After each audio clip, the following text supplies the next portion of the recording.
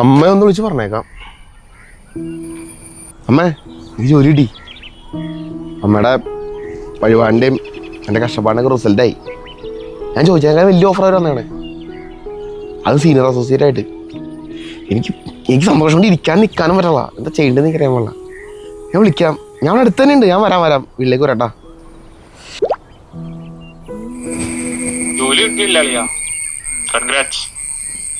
ആ താങ്ക്സ് ടാ. അല്ലാളിയാ നീ ഇതെങ്ങനെ അറിഞ്ഞു? നീ ആ മെയിൽ എടുത്തിട്ട് അതോറിറ്റി സിഗ്നേച്ചർ ഒന്ന് നോക്കിയേ.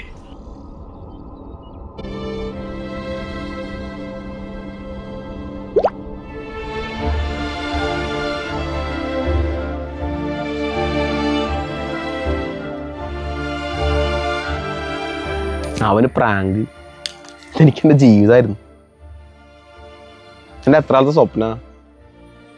ഞാൻ എൻ്റെ പാവ അമ്മോടെന്ത് പറയും?